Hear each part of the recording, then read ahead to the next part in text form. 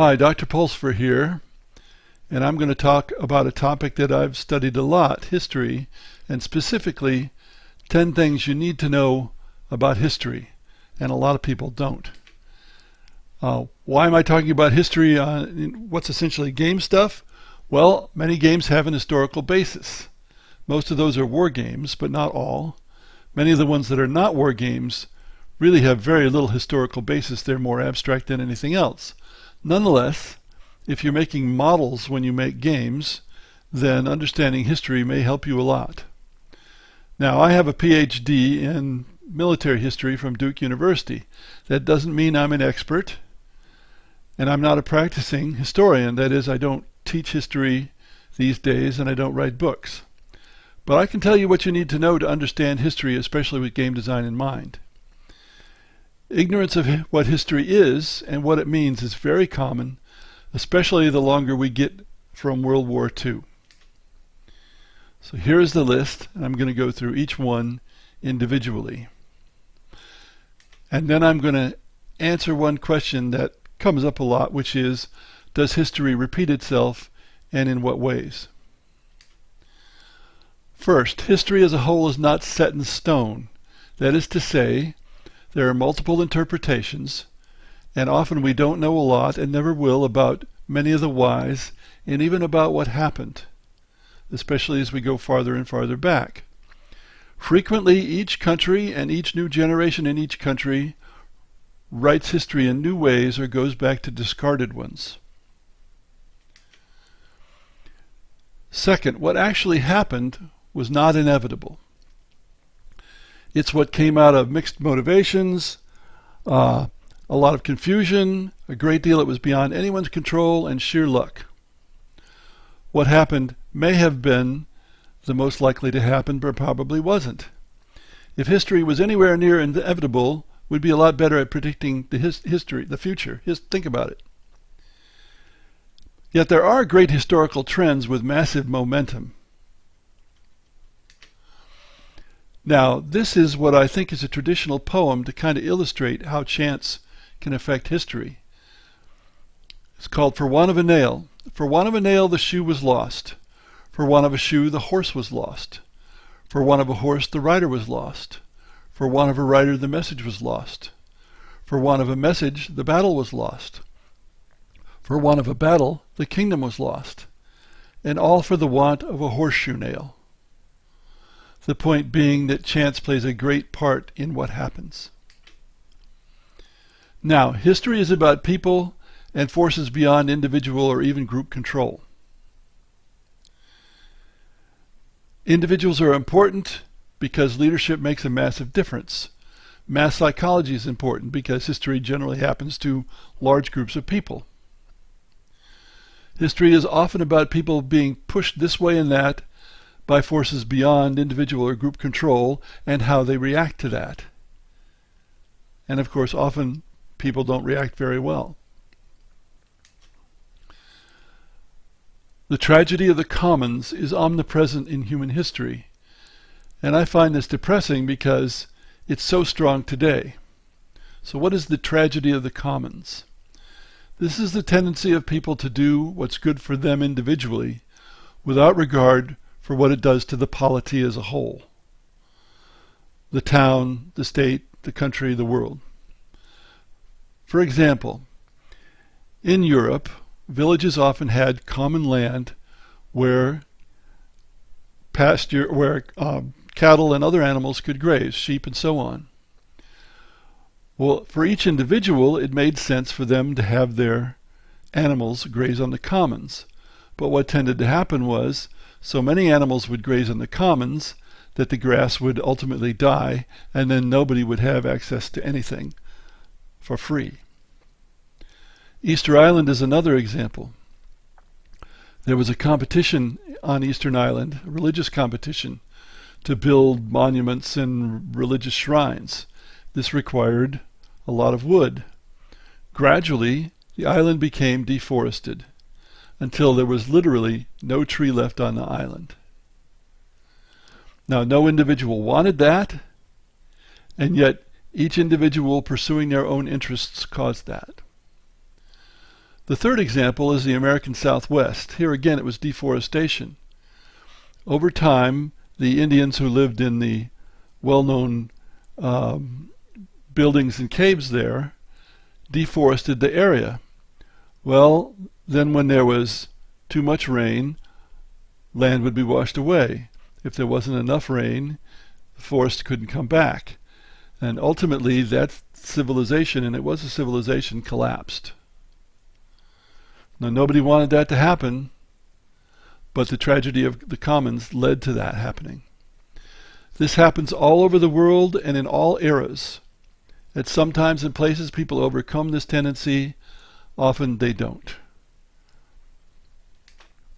Now, I'm depressed because in the United States at present, we see a dichotomy between people who say what's good for me is good for the country and what's good for the country is good for me. There are far more of those who think that what's good for them is good for the country. Many probably wouldn't even think it wrong if you explained it to them. So I remember when John F. Kennedy, president, said, "Ask not what your country can do for you, ask what you can do for your country." But that sentiment is long gone. Everybody's out for themselves and out to make money in general. And this is likely to lead to disasters, and already has. Conspiracy theories are nonsense, so much so that I have a two-part screencast to talk about it, and I'll just briefly discuss it here.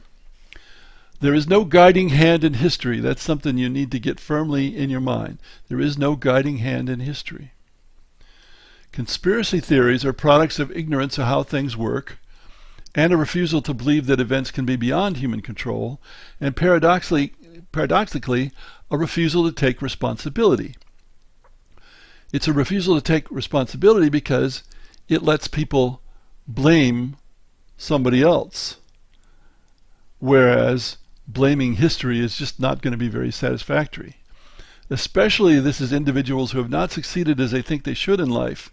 It lets them assign blame for what may be their own failings, whether they're blaming Jews, whites, blacks, foreigners, it doesn't matter. But that's not the way the world works. It's impersonal forces, not forces controlled by individuals or groups, that causes most of history to happen. Further, there is no place in history for acts of the gods. There's no guiding hand. Religion is a very strong motivator in history, there's no doubt of that, but we can never suppose that something happened because some supernatural being made it happen. That's not an explanation, that's an excuse. To put it another way, if the supernatural, which includes the gods of course, can explain anything and everything, why would we bother to explain anything? It's a useless notion. Now, Occam's Razor applies to history, and excluding the supernatural from historical explanation is an instance of application of Occam's Razor. The razor is a guide, a rule of thumb, a heuristic technique, a principle for problem solving. Wikipedia states it as, among competing hypotheses, the one with the fewest assumptions should be selected. And this is why we don't include the supernatural, because we can explain things without it.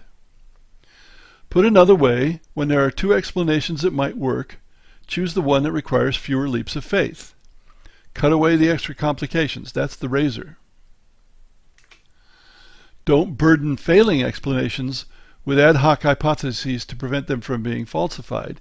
You end up with something that's supposed to be true, but then you have so many extra assumptions and qualifications that it's ridiculous. Throw those out, throw that statement out. It's not working. It's not true. Now, William of Occam put this as, entities must not be multiplied beyond necessity. But it's actually older than Occam's medieval times. Aristotle wrote, we may assume the superiority, other things being equal, of the demonstration which derives from fewer postulates or hypotheses.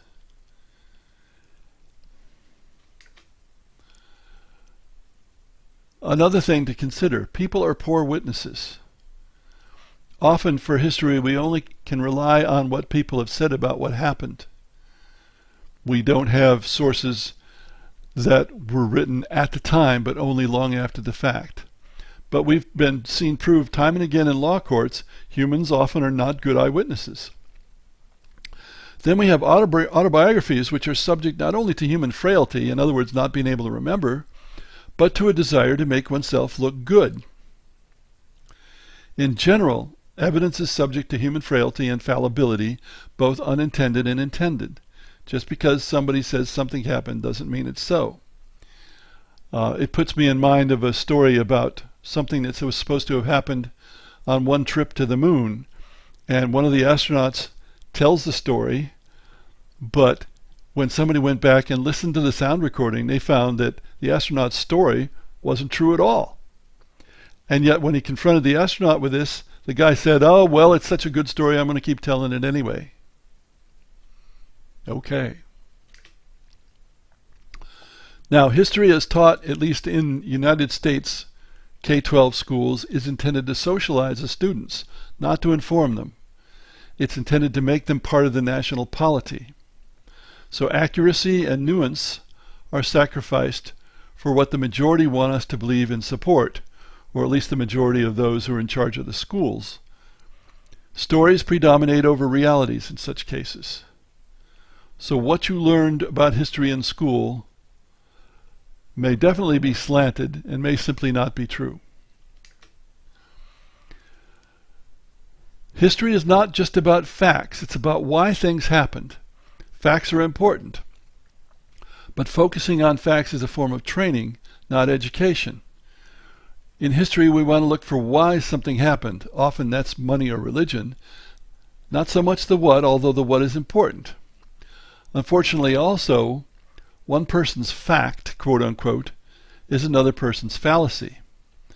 The number of supposed historical facts I see online that have nothing to do with actual reality is legion. There's just an unreal number of them.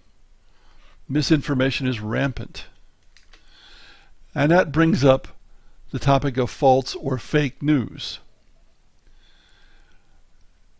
There's always a foundation of facts, yet in the USA the trend is to ignore facts of all kinds. This is reflected in the credulousness that allows false news or fake news, which are lies, to have a strong effect. Or you see it reflected in the large numbers of people who are members of the Flat Earth Society. How could you possibly think that the earth was flat with all the evidence to the contrary? But some people evidently do. If you don't absolutely despise false or fake news, how can you understand history?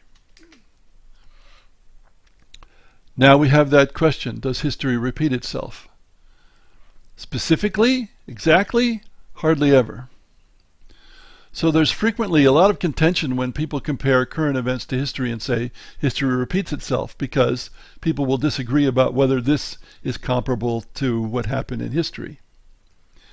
On the other hand, knowledge of history, of how things work, in other words, in the world as a whole, helps you understand why things are happening, whether you see direct analogies or comparisons or not. And as time passes, I see more and more ignorance of how things really work. So, history is not nearly as straightforward as it seems to many people. It's complicated, and often there is no certain answer. Thanks for listening.